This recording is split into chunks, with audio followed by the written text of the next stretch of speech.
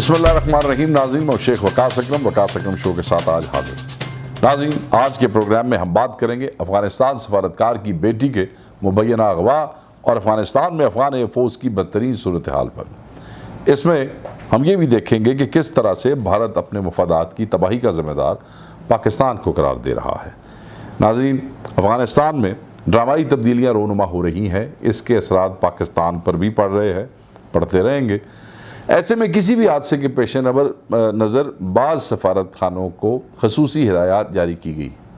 اس میں افغانستان کا سفارت خانہ بھی شامل ہے اور یہی اسٹینڈرڈ پروٹوکولز ہیں اس ایسی صورتحال کے. ان ہدایات میں سے ایک یہ بھی ہے کہ سفارت خانے کا عملہ سفیر یا سفیر کے اہل خانہ بال بچے کہیں بھی جانے سے پہلے انتظامیہ کو اطلاع دیں تاکہ ان کی حفاظت کا باضابطہ انتظام کیا جا سکے، کیونکہ یہ ایک سینسٹیو معاملہ ہوتا ہے. اس ہدایت کی صرف ایک ملک کی جانب سے خلاف ورزی کی گئی اور وہ ملک کوئی اور نہیں بلکہ خانہ جنگی کے دہانے پر کھڑا افغانستان ہے. ناظرین، یہ جمعے کی بات ہے جب افغان سفارتکار نجیب اللہ علی خیل کی جوان سال بیٹی سلسلہ بغیر اطلاع کے یہ سلسلہ بچی کا نام ہے، بغیر اطلاع کے پرائیویٹ ٹیکسی میں بلو ایریا آئی اور وہاں سے اغوا ہو گئی.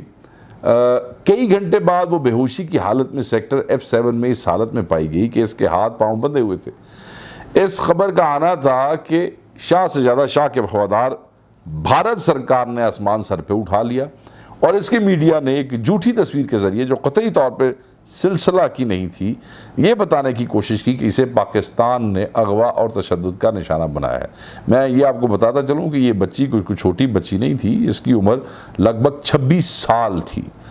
دوسری طرف افغان حکام نے کابل میں تعینات پاکستانی سفیر کو بلا کر اپنا شدید احتجاج ریکارڈ کروایا. چونکہ افغانستان کی موجودہ صورتحال انتہائی حساس ہو چکی ہے، اس لیے اس واقعے کے اثرات بھی غیر معمولی ہو سکتے تھے. وزیر اعظم پاکستان نے وزیر داخلہ کو اس معاملے کی گتھی سلجھانے کے لیے 48 گھنٹے کا وقت دیا. ویسے تو وزیر داخلہ گلاں دی کمائی زیادہ کھاندا ہے اور داخلہ تھوڑا سمجھدا ہے، مگر بہرحال بن جو گیا وزیر داخلہ. پاکستانی سیکیورٹی ادارے فوراً حرکت میں آئے اور کچھ فون لوکیشنز کے ذریعے اور کچھ CCTV کیمروں کے ذریعے اس اغوا کو فرضی بلکہ مشکوک ثابت کر دیا ہے. اس دوران کابل حکومت کو کیا سوجی کہ افغان صدر نے سفیر سمیت تمام سفارتی عملے کو پاکستان سے واپس بلانے کا اعلان کر دیا اور اس کی وجہ سلسلہ علی خیل کا اغوا بتایا جاتا ہے. ناظرین، سچ تو یہ ہے کہ پاکستان نے فوری کارروائی کی ہے اور اس سے نہ صرف واقعے کا مقدمہ درج کیا بلکہ نامزد 3 ٹیکسی ڈرائیورز میں سے 2 کو گرفتار کر لیا ہے. گرفتار ہونے والے ڈرائیورز نے انکشاف کیا ہے اور اس سے پہلے خود مغوی سلسلہ علی خیل کی تضاد بیانی بھی ملاحظہ کر لیں. آپ موصوفہ کیا کہتی ہیں؟ وہ یہ کہتی ہیں کہ میں ضروری خریداری کے لیے بذریعہ ٹیکسی بلو ایریا آئی تھی. میں ذرا امیجن کرو کہ ملک کی ہو رہا ہے تھوڑے طالبان ضلع پہ ضلع قبضہ کرتے جا رہے ہیں، وہ جوتیاں پڑ رہی ہیں آپ کی ایڈمنسٹریشن کو، آپ کو یہ سمجھ نہیں آ رہی کہ آپ کا مستقبل کیا ہوگا، اور آپ ایک ضروری خریداری کے لیے بغیر اپنی افغان سیکیورٹی کے، بغیر ہماری ایڈمنسٹریشن کو اطلاع کیے ہوئے، بغیر ہماری سیکیورٹی لیے ہوئے ٹیکسی پہ بیٹھ کے. پہلے تو مجھے یہ سمجھ نہیں آ رہی، میں نے تو آج تک کسی سفیر کی فیملی کو ٹیکسیوں میں پھرتے ہوئے نہیں دیکھا، بے شک وہ افغانستان جیسے تھکے ہوئے معاملے میں کیوں نہ ہو، یہ ایسے نہیں ہوتا یہاں پہ. پر اینی وے انہوں نے کہا جی میں taxi per blue area I تھی ضروری خریداری کے لیے. ویل، مان لیا کہ آپ ٹیکسی پر آئی تھیں، مگر یہاں 2 بنیادی سوالات پیدا ہوتے ہیں. پہلا یہ کہ آپ کو تو ہدایت کی گئی تھی کہ کہیں بھی جانے سے پہلے مطلع کیا جائے کہ تاکہ ضروری حفاظتی انتظامات کیے جا سکیں، آپ نے ایسا کیوں نہیں کیا؟ دوسرا سوال یہ ہے کہ کیا افغانستان جو 20 سال سے امریکن ڈالرز میں نہاتا رہا ہے اچانک اتنا کنگلا ہو گیا ہے کہ سفارتکار کی بیٹی کو، جیسے میں نے پہلے کہا، پرائیویٹ ٹیکسی میں سفر کرنا پڑ رہا ہے؟ گڑیاں کتنے گئیاں جی وہ جڑیاں لینڈ کروزر لے کے پھرے ہوئے تھے. اب آگے سنیں، بی کہتی ہیں کہ جب وہ بلو ایریا سے خریداری کر کے واپس جانے کے لیے ایک دوسری ٹیکسی میں بیٹھی تو انہیں اغوا کر لیا گیا اور جب انہیں ہوش آیا تو ان کے ہاتھ پیر بندھے ہوئے تھے اور ان کا موبائل بھی ان کے پاس نہیں تھا. انہوں نے کہا کہ مجھے کسی سے پتہ چلا کہ میں اس وقت F7 میں ہوں، میں نے کسی سے فون لے کر سفارت خانے کے اہلکار کو فون کیا اور سفارت خانے کی گاڑی مجھے آ کر لے گئی. اسے گڈی نو پہلے کہہ دیندے تے پہلے تو انہوں لے بھی آندی تے لے بھی جاندی. یعنی سفارت خانے میں گاڑی موجود تھی جو ایک فون کال پر آ گئی تو محترمہ وہی بات جو میں نے پہلے کہا ہے کہ پہلے آ جانا سی نہیں سے گڈی تھے. خیر ناظرین، یہ وہ کہانی ہے جو خود سلسلہ علی خیل نے بیان کی ہے، مگر سیف سٹی کیمرے کچھ اور ہی قصہ بیان کر رہے ہیں. ان کیمروں سے حاصل ہونے والی فوٹیج کے مطابق محترمہ پہلے F6 کھڈا مارکیٹ آئیں، پھر وہاں سے راولپنڈی ایک شاپنگ مال چلیں گی. راولپنڈی ٹر گئی جی شاپنگ مال واسطے، شاپنگ کرنے واسطے. عید دی تو شکر ہے کہ بکرا منڈی نہیں ٹر گئی بکرے ویکھن واسطے. اور وہاں سے سیدھے دامنے کو پہنچ گئی. کھڈا مارکیٹ راولپنڈی تو پھر دامنے کو. ذرا چیک کرو کوئی کہانی سمجھ آ رہی تھے. اور کلی بچی، ہاں جان جہان بالکل نوجوان، اور ٹیکسیاں دے پھر رہی ہے. اور دامنے کو سے F9 پارک آ گئی. ذرا مطلب چیک کرے. اور وہاں تک لے جانے والے ڈرائیور کو 500 روپے بھی دے دیے. ناظرین، محترمہ کا جھوٹ اس قدر واضح ہے کہ اس پر تبصرہ کرنے کو بھی جی نہیں کرتا. تاہم اس اغوا کی کہانی کے پیچھے صرف اور صرف ایک مقصد تھا، اور وہ پاکستان کو بدنام کرنا. ایک ایسے وقت میں جبکہ کابل حکومت بظاہر کچھ دن کی مہمان نظر آ رہی ہے، اپنی سازشوں سے باز نہیں آ رہی ہے، عادتوں سے باز نہیں آ رہی ہے. کبھی پاکستان پر الزام لگاتی ہے، کبھی پاکستان سے التجا کرتی ہے کہ طالبان سے بات کرا دو. بات یہ بھی ہے کہ اشرف غنی ہو یا حامد کرزئی ہو، پورے کابل حکومت امریکہ کی نوکری کر رہی تھی. چونکہ امریکہ کا طالبان سے معاہدہ ہو گیا ہے، اسی لیے ان کی اپنی نوکریاں جا رہی ہیں، ڈالر جاندے نظر آ رہے ہیں. سمجھ نہیں آ رہی بات جیسی کریں گے کی. ناظرین، ایک اور جو ہے بات بڑی امپورٹنٹ ہے. یہ واقعہ کر کے، یہ بدنام کر کے یہ حاصل کیا کرنا چاہتے تھے؟ اگر آپ انڈین اخباریں پڑھیں، انڈین چینلز پڑھیں، تو انہوں نے ایک بڑی بے تکی اور ایک گھٹیا اور بڑی لیم سی ایک وہ پوزیشن دی ہے کہ جی کیونکہ عمران خان صاحب ازبکستان میں جب تھے تو اشرف غنی نے ان کے اوپر ایک الزام لگا دیا، وہاں پہ کانفرنس میں کہہ دیا کہ 10,000 در انداز پاکستان سے جو ہے وہ افغانستان میں امن خراب کرنے آئے ہیں. Plus Pakistan has failed to convince Taliban کہ وہ سیریسلی دوحہ ٹاکس میں آتے. بھائی Pakistan failed to convince. Ashraf Ghani تیرا دماغ خراب ہے. پاکستان نے کیوں اس کا جو ترہ تھا وہ اپنے سر پہ پہننا تھا؟ وہ تمہارے ڈیڈی امریکنز جو تھے وہ تمہارے اور طالبان کے درمیان دوحہ میں پچھلے 2 سال سے مذاکرات کرا رہے تھے. اگر طالبان ان سے راضی ہے پر امریکن پریزیڈنٹ ملا برادر سے بات کر رہا ہے تو اس کا یہ مطلب ہے کہ معاملہ ٹھیک ہو گیا. اور اگر وہ دے وچوں تانوں تہاڈا حصہ نہیں ملیا تو پھر میرے بھائی یہ پاکستان نوں بدنام کرن دی لوڑ نہیں ہے تھے. اب انڈین چینلز یہ کہہ رہے ہیں کہ کیونکہ اس نے یہ بیان دے دیا تو اس کے ریاکشن میں جو ہے وہ پاکستانیوں نے یہ وقوع کرا دیا. یار مطلب ہے کہ کوئی کرن دی گل کریا کرو. یہ کوئی اس سے زیادہ لیم اور کمزور کوئی معاملہ نہیں ہو سکتا. دیکھیں نا، ایک طرف وہ چائنیز بس والا واقعہ ہوتا ہے، دوسری طرف یہ واقعہ ہوتا ہے.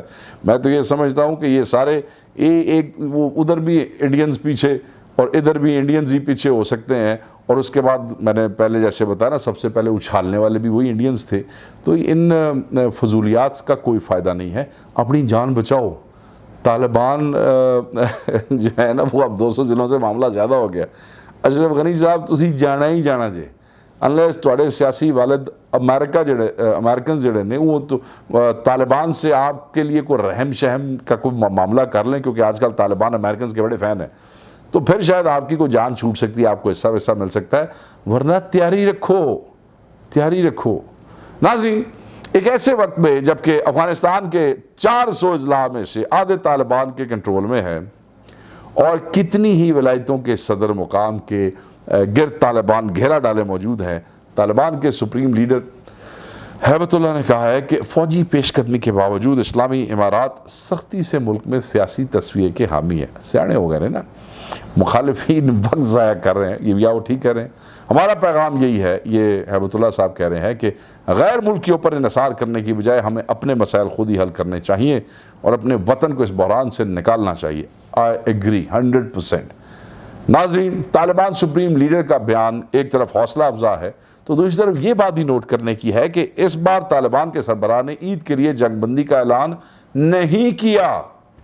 یہ بات ان کی گزشتہ روایت کے برخلاف ہے. اس سے پہلے ہمیشہ یہی پیغام ملتا تھا کہ طالبان کابل حکومت کو سنبھلنے کا کوئی موقع بھی نہیں دینا چاہتے ہیں. ویسے جہاں تک سنبھلنے کی بات ہے تو اب یہ کابل انتظامیہ کے بس میں نہیں ہے. ہر آنے والے دن ان کے لیے مشکلات میں اضافے ہوتے جا رہے ہیں. امریکہ کے چلے جانے کے بعد طالبان کو روکنے کے لیے کابل کے پاس سب سے مؤثر ہتھیار افغان ایئر فورس تھی. یہ بڑی پتہ کی بات ہے، مگر امریکہ کے ساتھ ہی وہ 18,000 کانٹریکٹرز بھی روانہ ہو گئے ہیں جو افغان فضائیہ اور آرمڈ گاڑیوں کی مرمت اور دیکھ بھال کیا کرتے تھے۔ ان کا جانا تھا کہ افغان سیکورٹی فورسز غیر مؤثر ہو کے رہ گئی ہے۔ ایئر فورس ایک اہم ہتھیار ثابت ہو سکتی ہے۔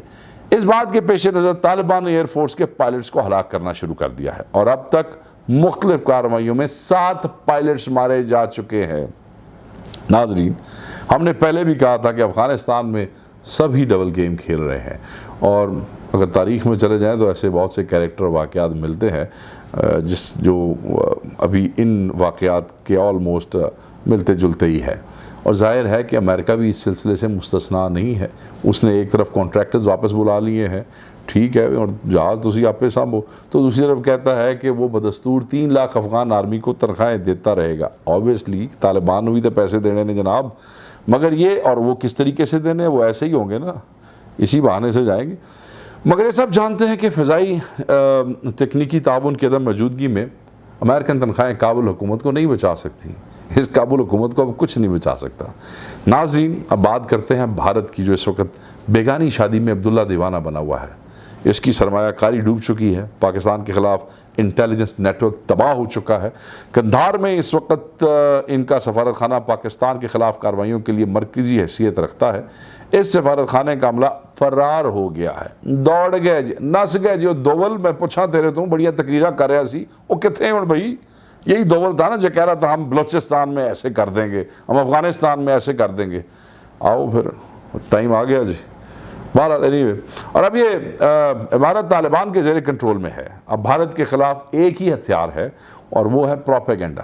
اس ہتھیار سے وہ خوب کام لے رہا ہے، اور یہ اسی پروپیگنڈا ہی کا خزانہ ہے کہ اسپین بولدک میں زخمی ہونے والے طالبان کہ چمن میں دی جانے والی طبی امداد کو خوب اچھال رہا ہے، مگر وہ یہ نہیں بتاتا کہ باجوڑ کے علاقے میں طالبان کے حملوں سے فرار ہو کر پاکستان آنے والے سینکڑوں افغان فوجیوں کو بھی پاکستان نے ضروری طبی امداد دی ہے، انہیں کھانا کھلایا اور بحفاظت ان کی یونٹ کے حوالے کیا۔